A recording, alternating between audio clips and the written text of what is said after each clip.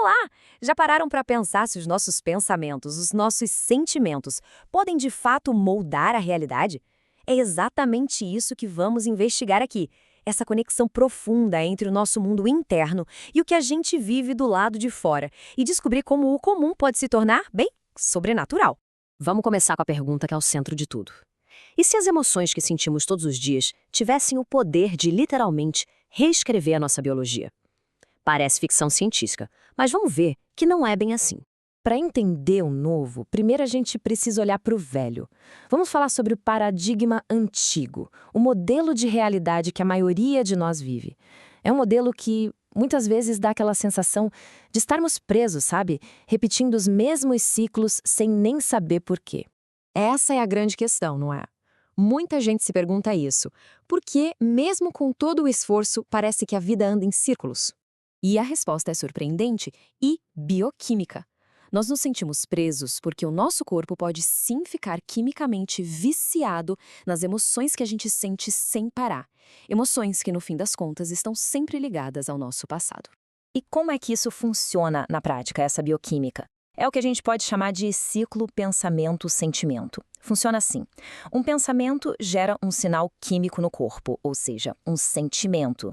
E esse sentimento, por sua vez, alimenta mais pensamentos iguais àquele primeiro. É um ciclo que nos mantém presos no passado, tanto na mente quanto no corpo.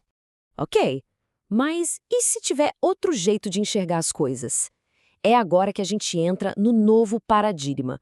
Um convite para sair dessa realidade que é só matéria e mergulhar no mundo de energia e de puro potencial, o campo quântico. A diferença aqui é gigantesca. De um lado, tem a realidade que a gente aprendeu na escola, a newtoniana, onde somos corpos sólidos num mundo previsível. Mas do outro, tem a realidade quântica. E nela, nós somos energia num universo de infinitas possibilidades, onde tudo existe como potencial. E olha, essa ideia não é nova, não. Essa citação do Zohar, um texto de sabedoria milenar, parece até que está falando de física quântica moderna, mas vai além. Se a consciência que cria a realidade, isso quer dizer que a energia de um observador, a energia de um olhar, tem um poder real. É o que a Kabbalah chama de Ain Hara, ou mal-olhado. É a energia de um olhar negativo que pode gerar infortúnio e mostra como a gente fica vulnerável ao caos externo quando estamos desconectados da nossa própria luz. Então, o que é esse tal de campo quântico? Tenta imaginar um campo invisível, feito de pura energia e informação. É como se fosse a fonte de tudo que é material, um lugar onde todas as realidades possíveis já existem ao mesmo tempo. E aqui está o pulo do gato. Onde a gente coloca a nossa atenção, é para lá que vai a nossa energia. Quando focamos a nossa consciência em uma possibilidade específica nesse campo, nós literalmente transformamos essa onda de potencial em uma partícula, em uma experiência real. Nossa atenção é o que molda a nossa realidade. Isso tudo nos leva a um conceito incrível, a ideia de que o nosso estado interno cria um campo de energia ao nosso redor que pode ser medido. É a nossa assinatura eletromagnética pessoal.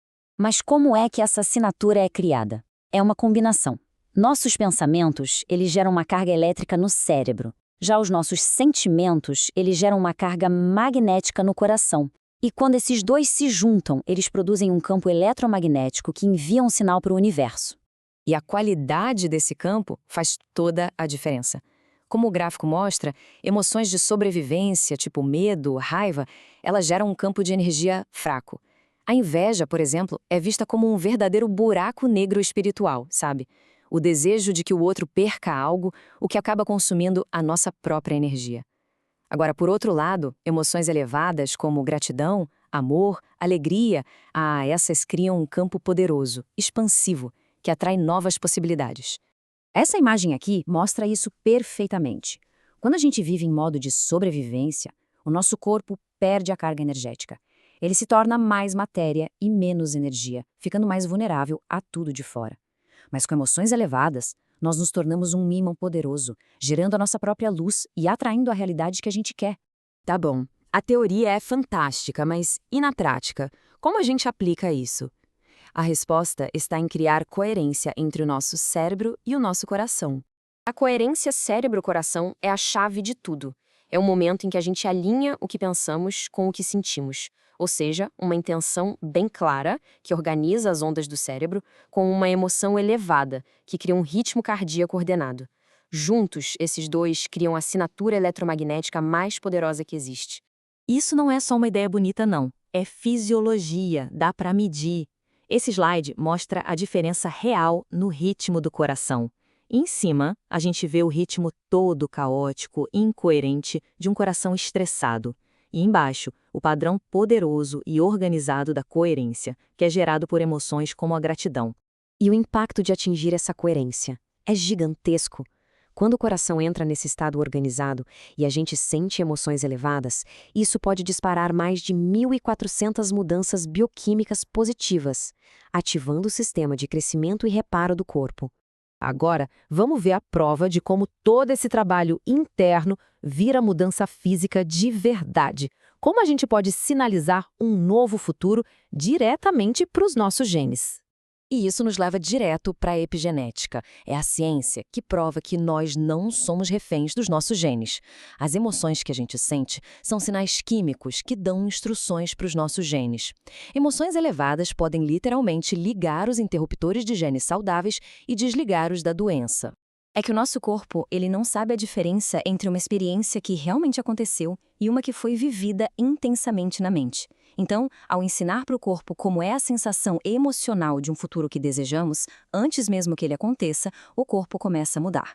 Por exemplo, sentir uma alegria genuína pelo sucesso de outra pessoa é um jeito poderoso de remover bloqueios internos e de sinalizar um futuro de abundância para o corpo e para o campo quântico. E aqui, olha só, a prova concreta. Estudos mostraram que, em poucos dias de prática, as pessoas ativaram os genes que promovem a saúde. A gente está falando de genes que ajudam a cicatrizar tecidos, que suprimem tumores e até genes que ajudam no crescimento neural.